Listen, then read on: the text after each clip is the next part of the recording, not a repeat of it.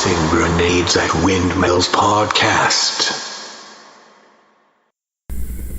Gosh, that summer, there was a guy who was friends with, God, what was his name? John, his last name started with an M. I can't remember his last name.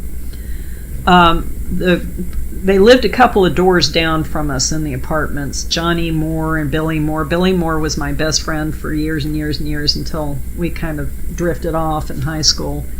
And Johnny and his brother Eddie, there were 3 boys in the family, and Eddie was always getting girls pregnant.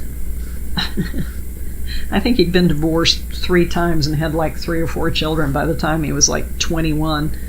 Anyway, and then Johnny started down the same path, and but I think it was either my freshman or sophomore year in high school, the first time I tried to wear lipstick, and of course, then the lipsticks were all really pale.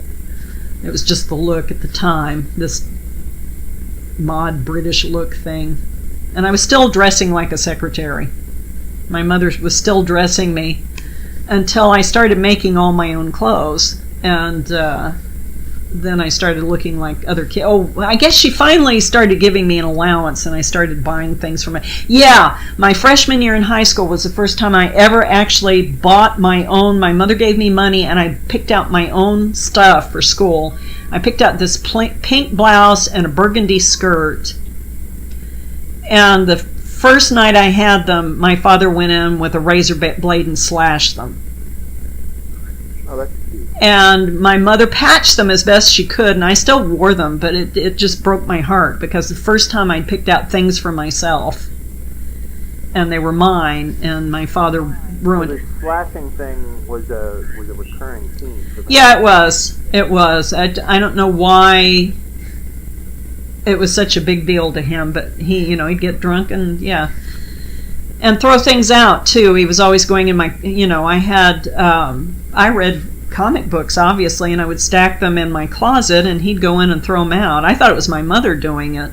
I thought she was cleaning things out, but it was my father, because he was ashamed of my comic book reading. And then after I read about the House Un-American Activities Committee and that asshole who said all of those horrible things about comics, and especially Wonder Woman, she is for the lesbians. So you saw that? Did you see that show at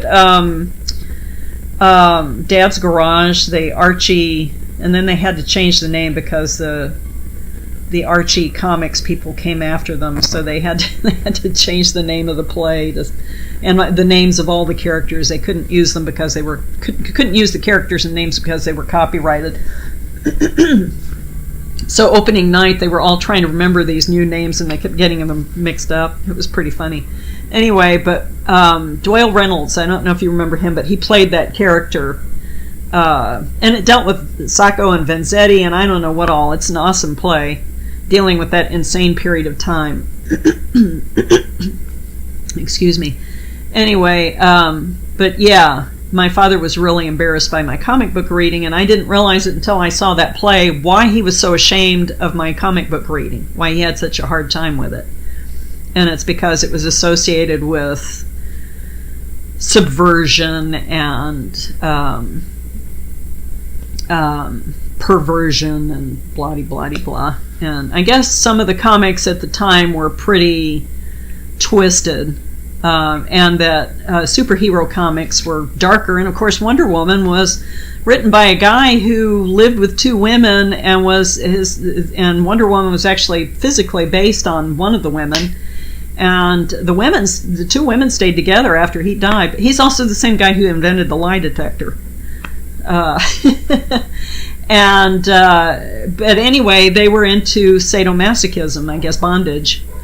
And so there was a little bit of that element to her character, but he always advocated that, women, if the world was going to be saved, it was going to be women who saved it. And Wonder Woman was still a pretty noble character in a lot of ways, and I loved her. She was a huge role model for me, obviously.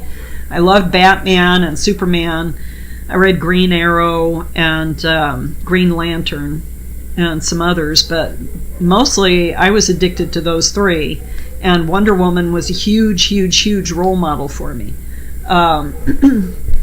Which I guess made my father ashamed. Anyway, so freshman year in high school, I get on the school bus, and I'm wearing this light pink lipstick, and from the back, Johnny Moore says, "Boys don't wear lipstick!" And he was just jealous because I was so much better in sports than he was. That's what his problem was. So, he was not athletically inclined, shall we say. But the fact that, that's something I did. Wow, I did that until I was 15.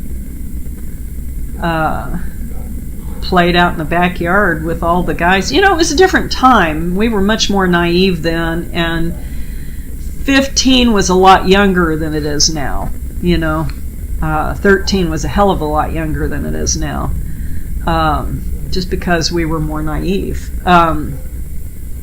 Television was very different then. But, I was always playing basketball with the guys in the neighborhood, and I played with the guys because the girls were boring. All they wanted to do was play Barbie dolls and stuff, and I wasn't the least bit interested in that. So, that's like sitting out in the yard for hours combing lemon juice through your hair and baby oil on your skin while you... It's just not my idea of a good time. I wanted to be moving. So, anyway. Trying to remember if there's anything else. Oh, I made the flag for American Field Society. I was involved with American Field Society, which dealt with foreign exchange students. And we sent students overseas, and then we'd sponsor other students to come go to our school. But I made the flag. I made it was an eagle on a blue cloth, I think, and I sewed it with gold thread. I don't remember if there were other colors on it, but I had a pretty darn good job on it. I don't know how long that flag lasted, but it was pretty awesome. I was very proud of it. Let's see, anything else? Can't think of anything else exciting from high school. I had a crush on Chuck Howard, who was the class president every year, and then our senior year he was the student body president. He had a crush on Jill Poole, who was the cheerleading captain every year. She was always in cheerleading. And I actually imitated her. This is a thing. I didn't know who I was, so I would take on personalities, and I was pretty much rejected for who I was. So my senior year, I took on Jill Poole's personality because she was the most popular girl in the school. All the boys liked her. I even imitated her laugh. She had this weird laugh that I imitated that eventually I dropped. But when I was dating her dad, I still had it and still, dressed like her and wore the puffy little sleeves. Oh, that's another thing.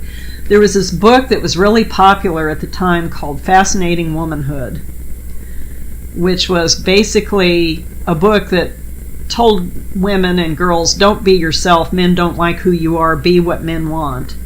So you have to dress this way and talk this way. And well, I actually got 2 copies when your dad and I were married. I got 2 copies as wedding presents.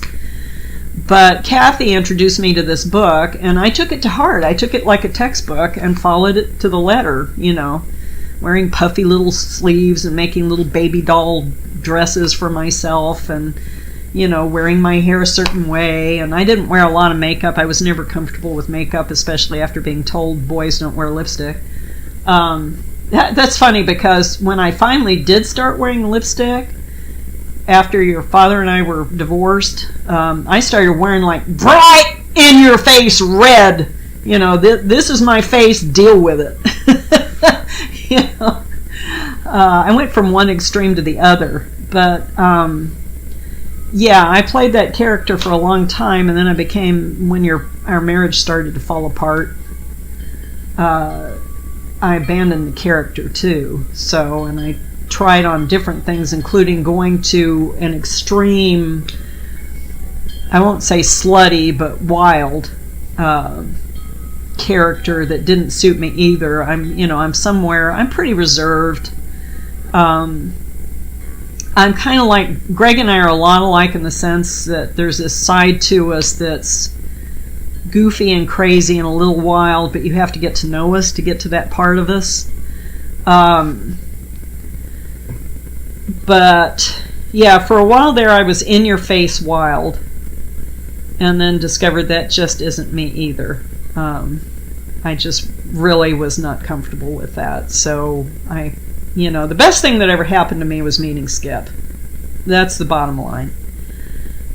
Because with Skip, for the first time, I had permission to explore who I was and learn who I was, and I think he knew me better than I did myself. And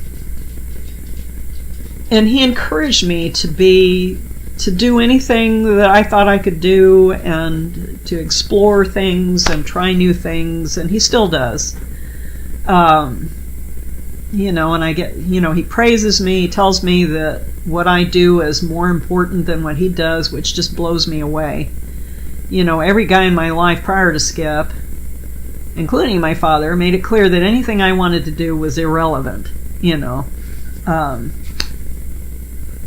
I needed to do what they thought I should be doing.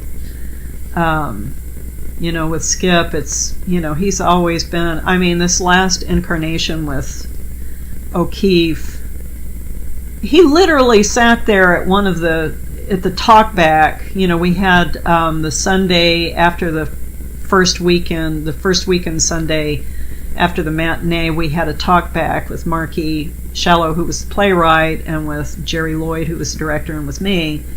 And Skip, sitting in the audience, got teary-eyed telling how much he loves this play and how he loved listening to me working on lines and loved helping me rehearse it. And he came to every freaking performance. That he had one, he couldn't come to opening night because that was closing night for Merry Wives, which he was in, but he came to every other performance. And to have somebody in my life who is so supportive of who I am and what I do, and who believes so much in me and what I do, and considers it so important, is such a complete 180-degree shift from every other man in my life. It still kind of leaves me speechless sometimes,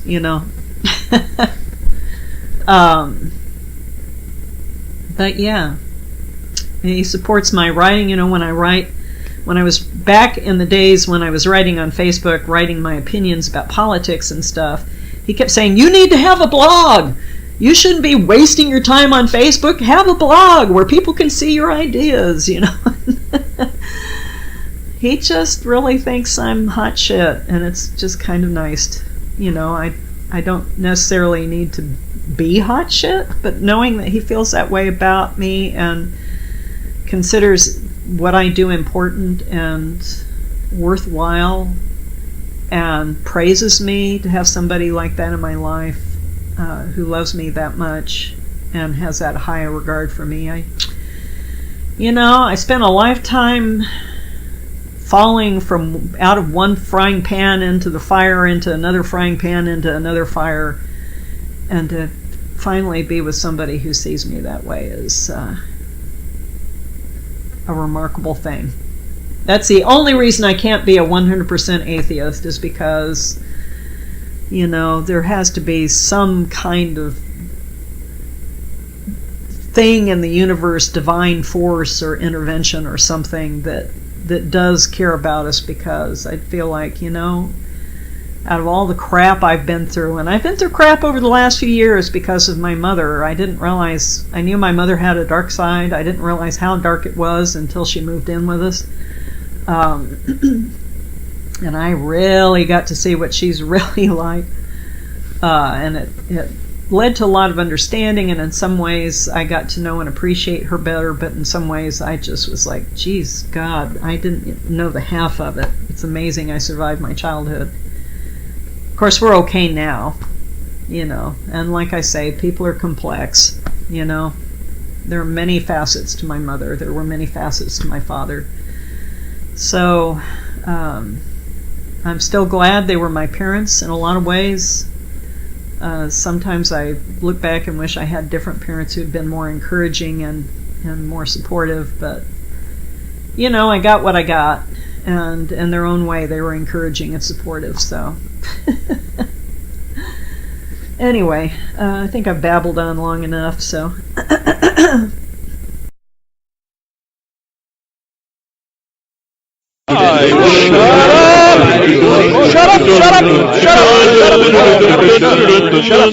Shut up!